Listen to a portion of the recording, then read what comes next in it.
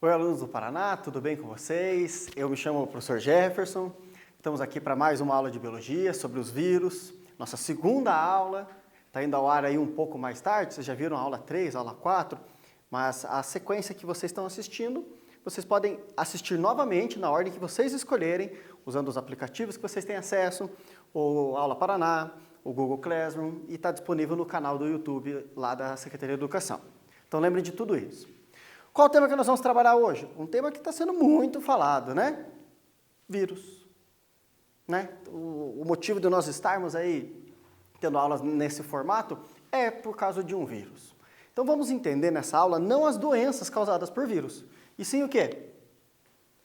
Os vírus em si. Olha só que imagem interessante. Chega aqui pertinho. O que nós estamos vendo aqui? Imagens que são modelos que foram feitos com base em fotos de microscópio. Uma fotografia de microscópio, que nós chamamos de fotomicrografia, ela não gera imagens coloridas, porque para você enxergar um vírus, você tem que ampliar muito. Nós estamos falando de um microscópio eletrônico, e que quando ele consegue fazer esse tamanho de ampliação, ele gera imagens preto e branco. Então isso aqui foi tudo desenvolvido por uma pessoa que pegou essas imagens e criou esses modelinhos coloridos, tá bom? O que nós enxergamos quando vemos um vírus? A parte externa dele. A gente não vê a parte interna nesse tipo de microscopia. A gente só vê a camada de proteínas que eles têm por fora. Mas a gente já vai chegar mais lá dentro. Quero que vocês foquem agora na reportagem que tem aqui. Vírus. Vida e obra do mais intrigante dos seres. O coronavírus é apenas o herdeiro de uma tradição, do herpes à Covid-19. Entenda como os vírus moldaram a vida na Terra e a história da civilização. Essa revista aqui ela foi em circulação em março deste ano. Vale a pena vocês verem, ela tem um detalhamento bem grande sobre vários vírus, inclusive os que causam doenças mais famosos na espécie humana. Tudo bem? Acessem, é um conteúdo que está disponível gratuito na internet. Vocês podem ver um pouco mais sobre isso. A nossa aula de hoje, o que a gente vai pegar em detalhes aí? Características dos vírus, tipos de vírus, ciclo de vida de vírus, importância dos vírus e outras aplicações dos vírus. Porque acaba parecendo que vírus só causa doença, né? Mas não, a gente vai ver outras coisas que estão ligadas aos vírus também, correto? Algo que vocês vão ver que não faz muito bem sentido, mas isso só no decorrer da aula, é dizer isso aqui, ó, vida dos vírus. Mas vocês vão entender mais para frente, eu já vou reforçar. Vou deixar um suspensezinho na sua cabeça, correto? Então, pessoal, olha aqui. Para começar, eu quero que vocês deem uma pensadinha a respeito desse quiz. Tem uma chargezinha ali que ela já está desatualizada. Quando ela foi feita, o pessoal ainda estava na expectativa do momento que o coronavírus fosse chegar ao Brasil, mas ela ainda é válida. Vamos para a pergunta em si. Vírus são. Agora eu quero que você responda isso pensando o que você acredita ser. Se você já teve essa aula com o seu professor, tudo bem, vai lá e pega aquilo que você já conhece. Mas pensa bem e responde. Para você, vírus são seres vivos, vírus são seres mortos, vírus são seres não vivos, correto? Ou parasitas intracelulares. Resolve aí e nós já retornamos.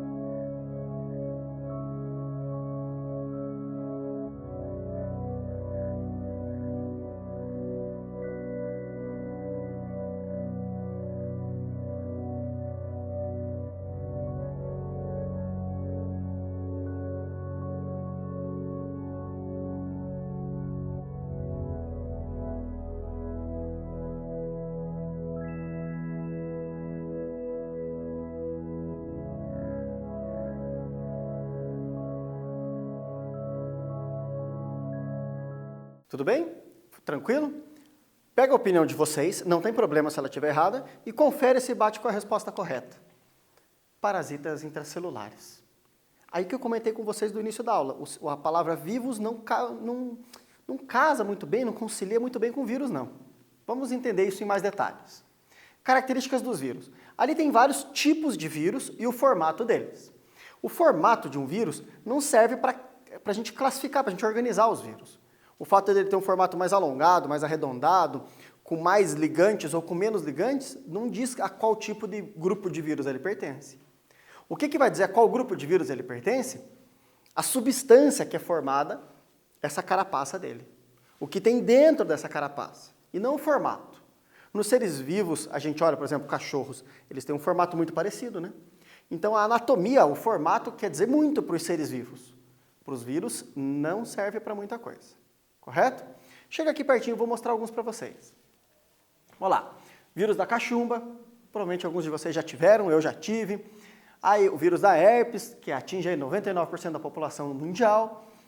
E aqui um vírus um pouco diferente, um vírus que ataca bactérias. Sim, vírus atacam bactérias, vírus atacam fungos, vírus atacam plantas. Gente, nós não somos a exclusividade dos vírus. O que vírus gosta é de células, vários tipos, correto? Vamos pegar exclusivamente esse vírus que ataca bactérias e vamos ampliá-lo para vocês darem uma olhada. Olha que bonitão, né? Então aqui ele fechado e aqui ele aberto, certo? Primeiro vamos olhar ele fechado, como se você estivesse olhando ele sem cortar. O que a gente vê? Só proteína. Esse vírus em si que ataca bactérias, a proteína fica com esse formato e ele tem essas pontas aqui que é onde ele se liga nas bactérias e por essa parte aqui é por onde ele vai colocar o DNA dele dentro da bactéria. Mas aonde está esse DNA?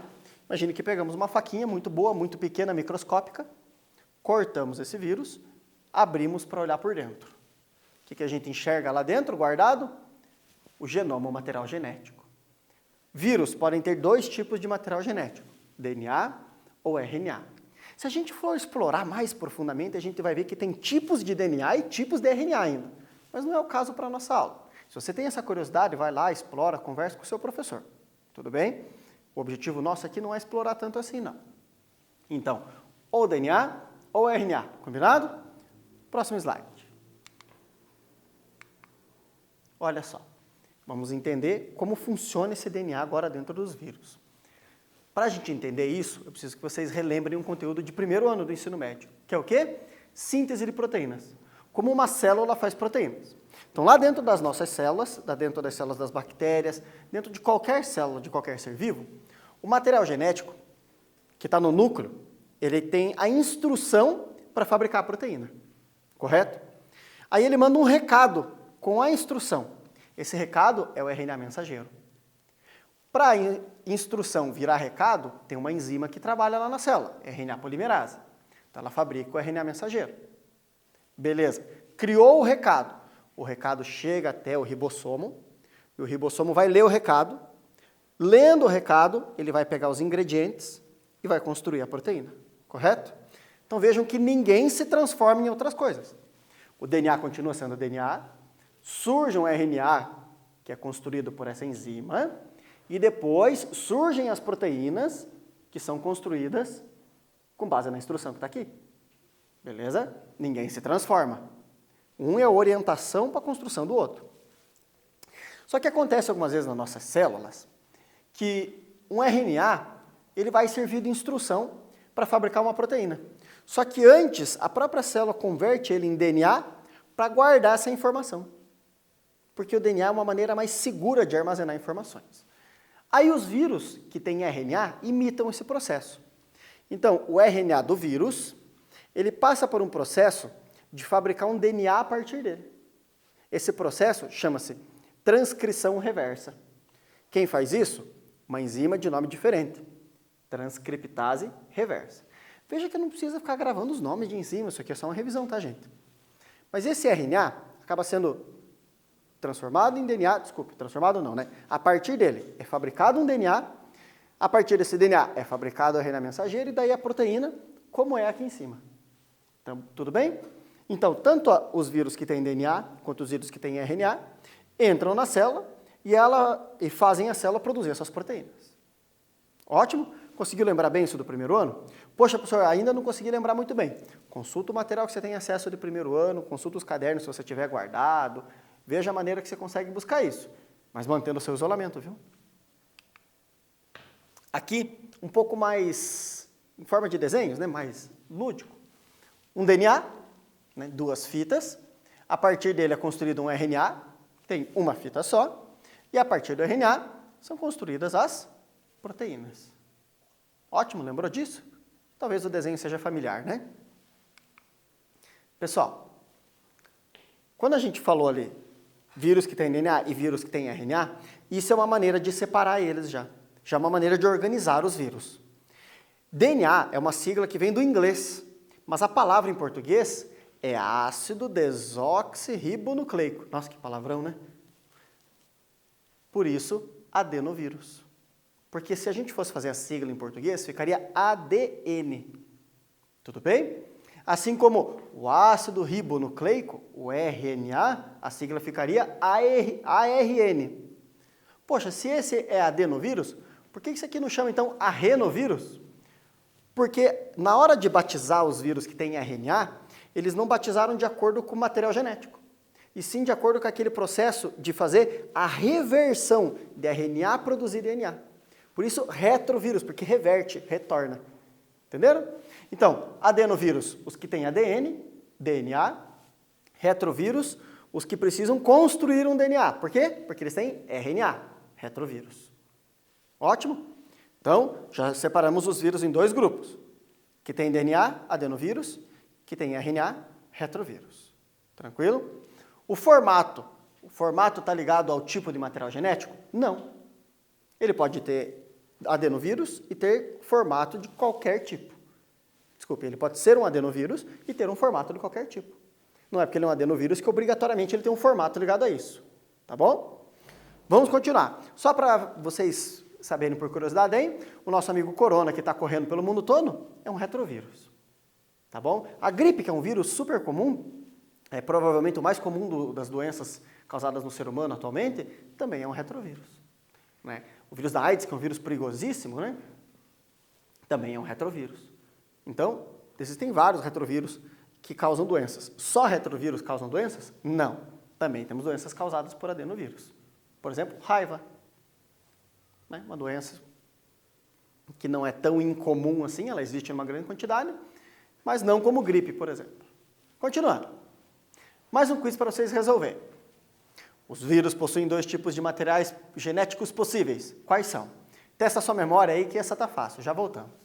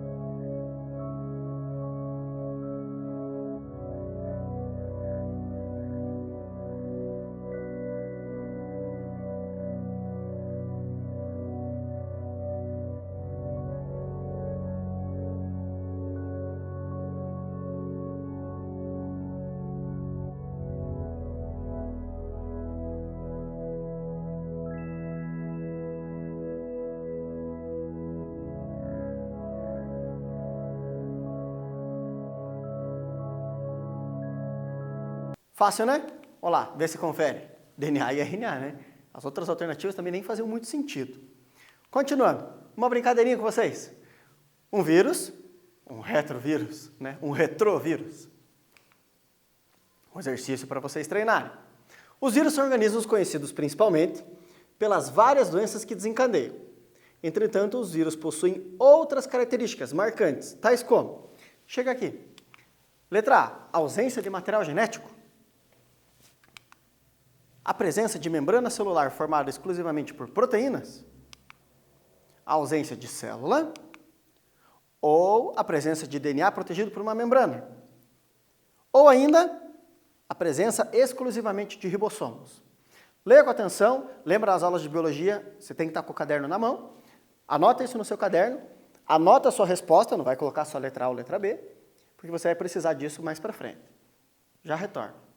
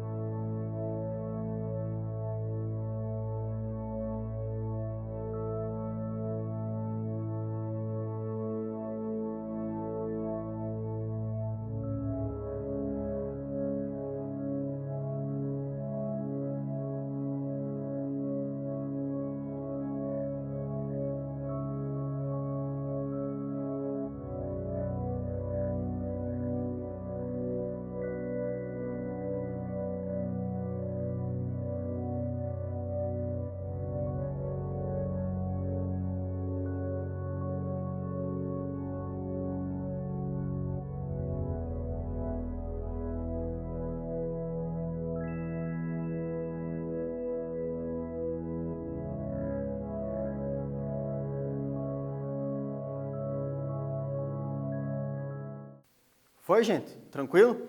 Quando a gente resolve os exercícios, aquela velha técnica, não basta indicar a certa, temos que saber por que as erradas estão erradas. Vamos letra por letra. Ausência de material genético, acabamos de conversar. O vírus tem ou DNA ou RNA, então ele tem que ter material genético. Presença de membrana celular. Opa, a gente já sabe que vírus não tem membrana. Ausência de célula. Ótimo, realmente, vírus não possuem células. Presença de DNA protegido por uma membrana. Já falamos que ele não possui membranas, né? Presença exclusivamente de ribossomos. Pelo contrário, tem ausência de ribossomos. Resumo do vírus é o quê? Uma carapaça de proteína com DNA dentro. Simples.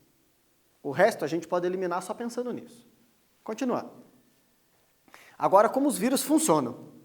É interessante a gente falar metabolismo viral quando a gente não consegue pegar um vírus que tem um metabolismo próprio. Como assim? O vírus sozinho, ele não consegue fazer essas funções. Mas, quando ele invade uma célula, ele consegue fazer com que a célula execute essas funções para ele do jeito que ele quer. Ele é tipo um manipulador, assim, sabe? Olha só. Ele parasita as células para obrigá-las a produzir novos vírus. Por quê? Porque ele não tem um metabolismo dele, ele tem somente um material genético para fazer isso.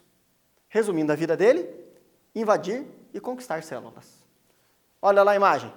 Uma célula invadida por um vírus e que do outro lado ela está produzindo um monte de vírus. O vírus obrigou ela a fazer isso. Esse ciclo de vida do vírus, gente, ele pode acontecer de duas maneiras nas células. Uma maneira mais rápida, mas que acaba tendo um ciclo mais curto e também uma produção muito grande de vírus. E uma outra maneira que é um pouco mais lenta, é um ciclo mais longo, a produção é menor, porém o vírus consegue garantir que a produção vai ocorrer por muitos e muitos e muitos anos, inclusive. Então vamos primeiro para essa mais rápida aí. Então o vírus da gripe que infectou uma pessoa. Como é que ele vai fazer? Ele vai buscar a célula-alvo dele por primeiro. Todo vírus tem uma célula-alvo. Um vírus que entra no nosso organismo, ele não ataca o corpo todo. Ele tem uma célula específica. E aí que é o problema do vírus do HIV, né? Qual é a célula específica do HIV? As células de defesa. Então as células que iriam ser as responsáveis por destruir o HIV são as células que ele precisa para produzir novos HIV. Complicado o corpo se defender disso, né? É o único vírus que a gente conhece que faz isso. Aqui, pessoal, a gente pode considerar vários tipos de célula.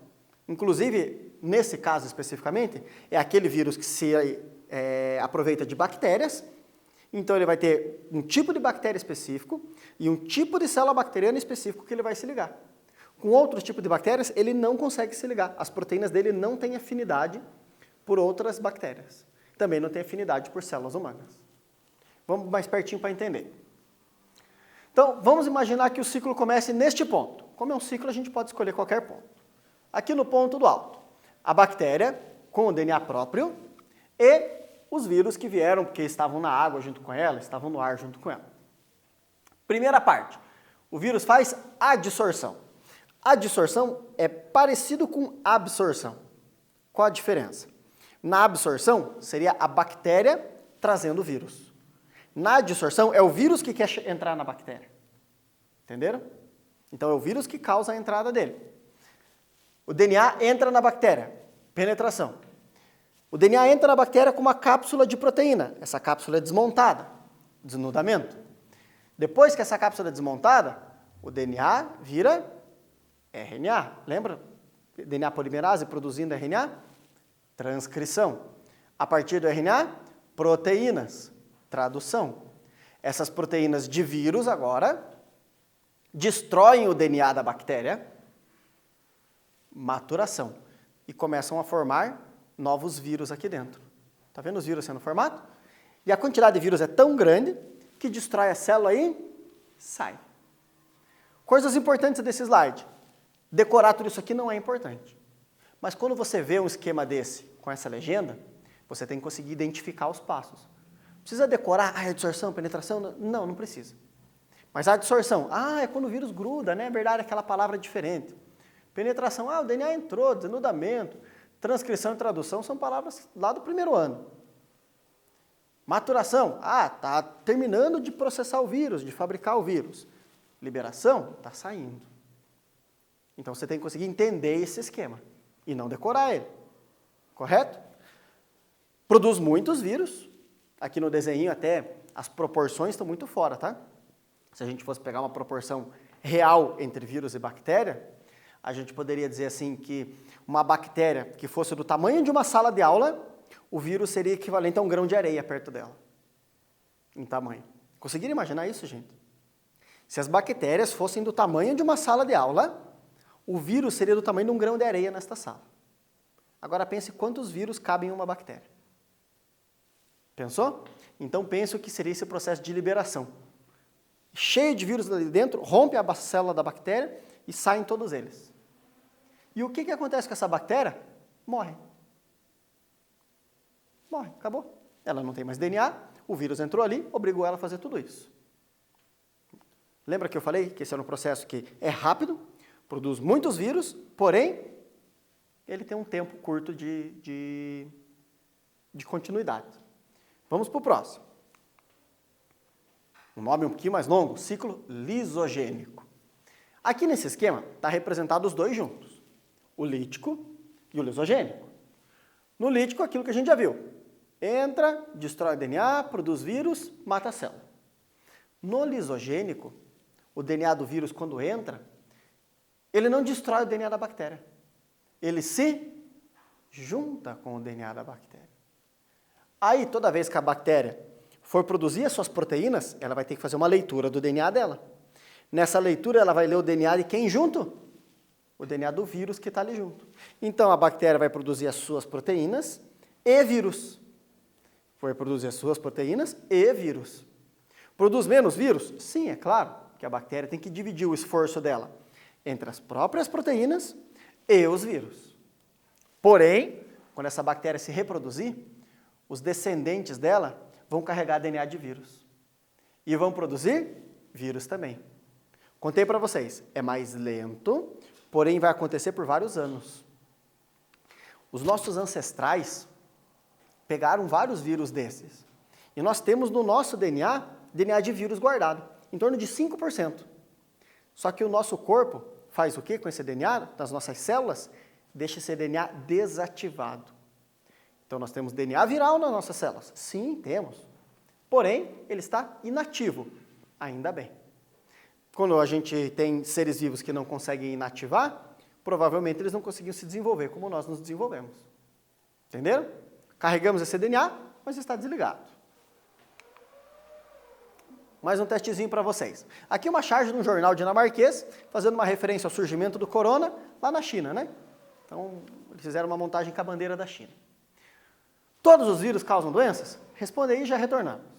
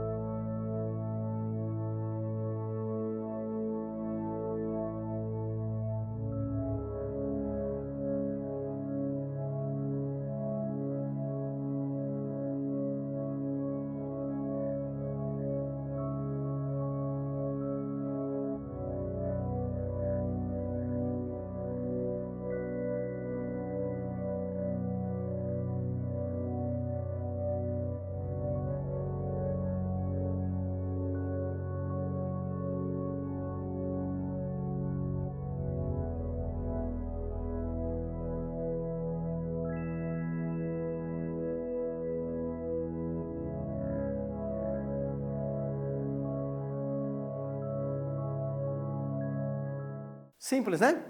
Então, todos os vírus causam doenças? Se você lembrar lá do início da aula, você já vai saber responder, que é não, somente alguns. Agora vamos para aquela outra parte que eu comentei para vocês, os vírus do bem. O cinema já fez algumas representações para vocês. Quem já assistiu aquele filme chamado Eu Sou a Lenda? Então, no Eu Sou a Lenda, se eu não me engano, eles pegam o vírus do sarampo e eles modificam o vírus para tratamento de doenças, né? Se eu não me engano, algum tipo de câncer. Faz algum tempo que eu assisti o filme de 2007, vale a pena assistir. Ele é cientificamente possível, porém, nós não fizemos isso ainda. Tudo que foi proposto ali de manipulação do vírus, a gente tem, na teoria, condições de fazer, mas na prática a gente ainda não realizou. A gente quem? Os cientistas. O que acontece? A gente pode pegar vírus, como eles atacam células específicas, a gente poderia programá-los, então mexer no DNA deles, para que eles atacassem especificamente células cancerígenas. E aí esse vírus infectaria a pessoa, atacaria as células cancerígenas, destruiria e pronto, resolveu, curou o câncer sem medicamentos pesados, sem terapias que causam um dano muito grande para outras partes do corpo. A ideia é maravilhosa. O problema é como faríamos para conter um vírus como esse. Correto? A gente tem que ter muita certeza que esse vírus vai ter como alvo somente essas células. Porque se a gente perde o controle de um vírus como esse no corpo de uma pessoa, e esse vírus ainda acaba começando a ser transmitido de um para o outro, vem o fenômeno que a gente pode ver no filme. Se eu não me engano, o livro ele tem uma diferença para o filme, porque no livro ele cita que o vírus usado foi o da raiva, e no filme ele já cita o vírus do sarampo. Mas, enfim, o que interessa mais é a técnica aplicada lá. Então vale a pena assistir, para você aproveitar um pouco mais essa quarentena. É um filme muito bacana, recomendo para vocês. Terapias epigenéticas, o que seria isso? Pensa uma pessoa diabética. Existem vários tipos de diabetes, mas o diabetes tipo 1 é uma questão genética. O que acontece no diabetes tipo 1? O pâncreas da pessoa não ativa o DNA ou não possui a região do DNA responsável pela produção de insulina. Qual seria a ideia? Infectar a pessoa com um vírus, e esse vírus que eu colocaria no corpo dela tem como alvo estas células específicas do pâncreas. Chegando no pâncreas, teria que ser um vírus de ciclo lisogênico, que daí o DNA do vírus vai se juntar ao DNA das células do pâncreas, e ele colocaria aqui DNA lá dentro para a produção de insulina. E o pâncreas da pessoa começaria a produzir a insulina naturalmente. Então eu teria que ter condições de escolher certinho o lugar do DNA das células, o vírus correto, seria maravilhoso. E a gente curaria todos os diabéticos do mundo. Pensou que interessante?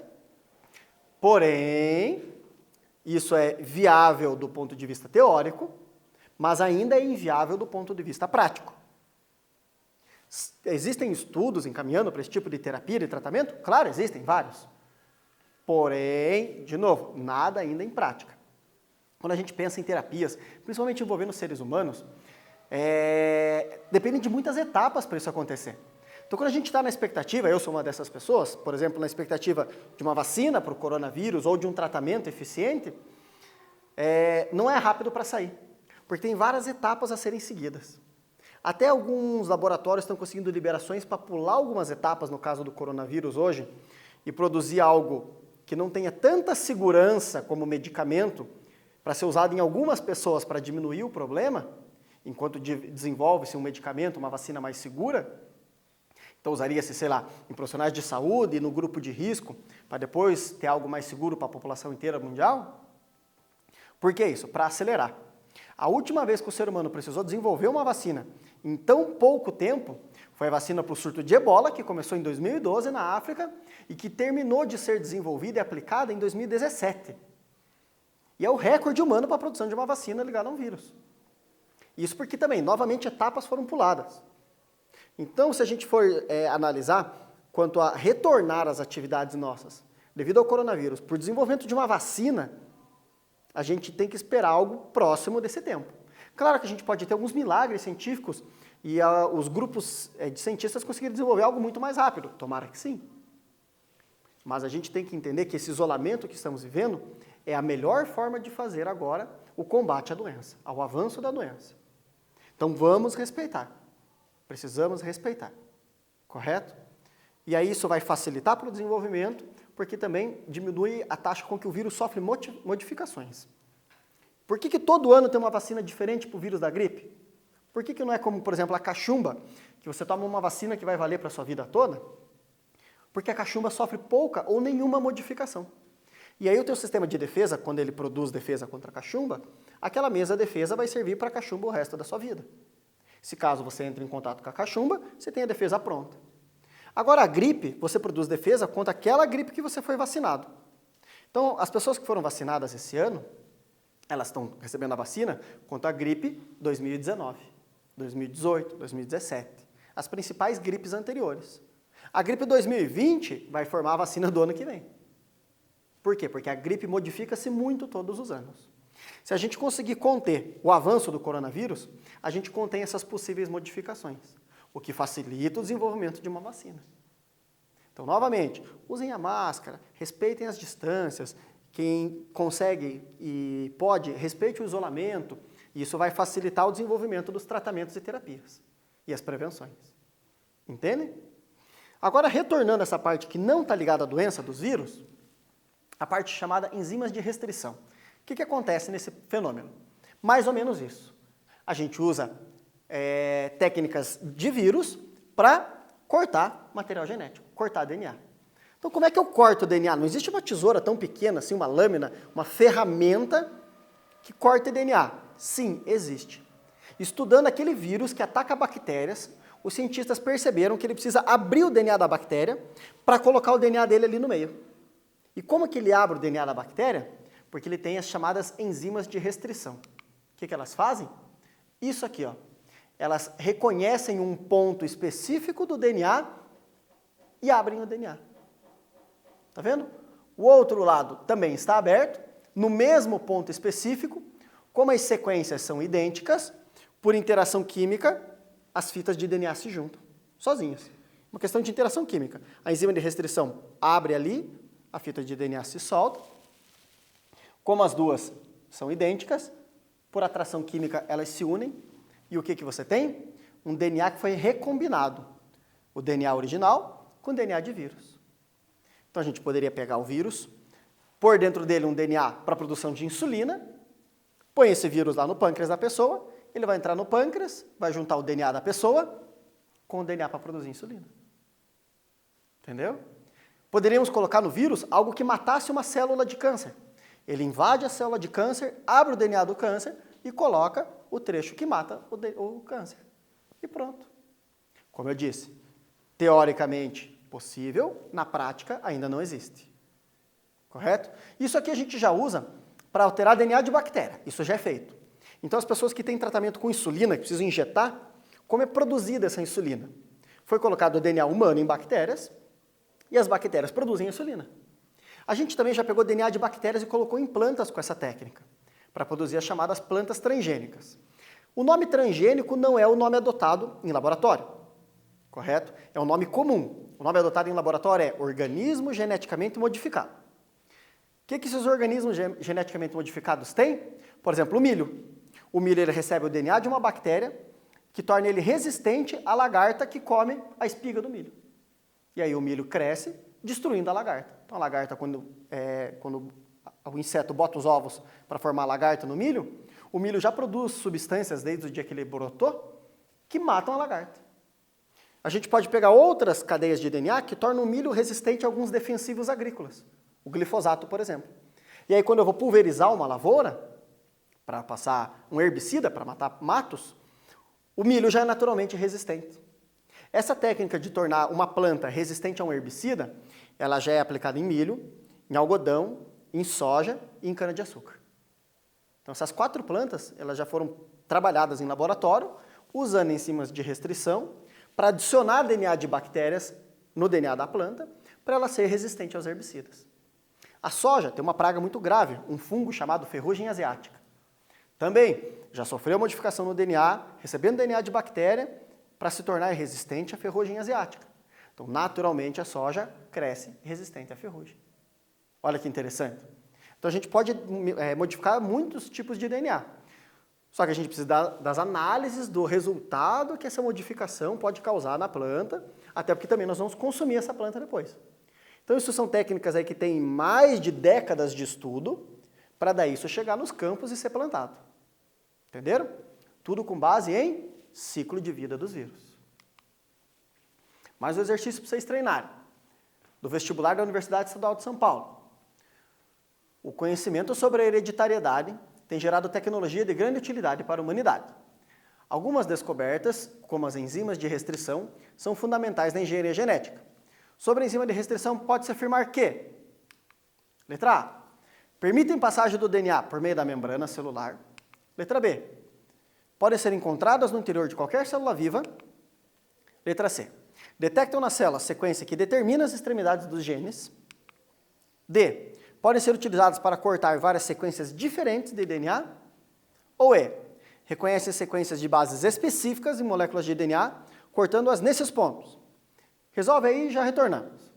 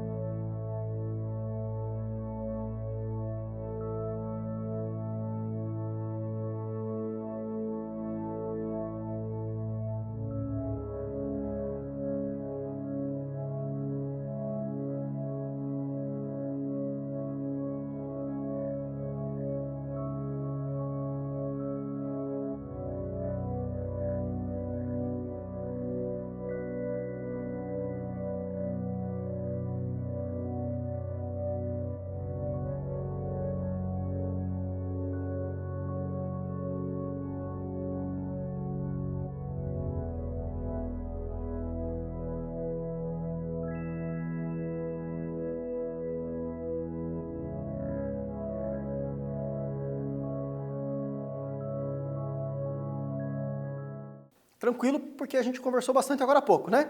Olha lá, reconhece sequências específicas, então ela tem um trecho certinho do DNA que ela vai cortar, e aí você consegue inserir um outro DNA, o vírus consegue inserir um DNA ali no meio, correto?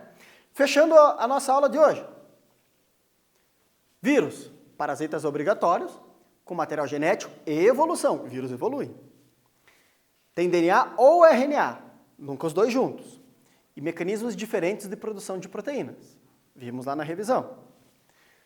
Ciclos virais. Ciclo lítico, rápido, grande quantidade, morre logo a célula. Ciclo isogênico. Lento, pequena quantidade, mas não mata a célula. Um parasita nunca quer matar o seu hospedeiro. Então, quanto melhor for a vida do hospedeiro, melhor será a vida do parasita. Lembrem disso. Passo a passo da infecção viral. Adsorção, penetração, todos aqueles passos. Certo? Precisa decorar aquilo? Não. Lembra? Ver o esquema e entender. Outras importâncias dos vírus. O último slide de conteúdo. Enzimas de restrição, terapias epigenéticas e terapias de câncer. Tudo bem? Conversamos bastante sobre isso. E por último, para o seu bem durante o isolamento, tomar água, se alimentar bem, fazer atividade em casa, ler, escrever, desenhar, cozinhar, limpar, converse com quem está ao seu lado, mantenha uma rotina saudável. Se cuidem, fiquem bem e logo nós estaremos nas atividades normais novamente. Até a próxima.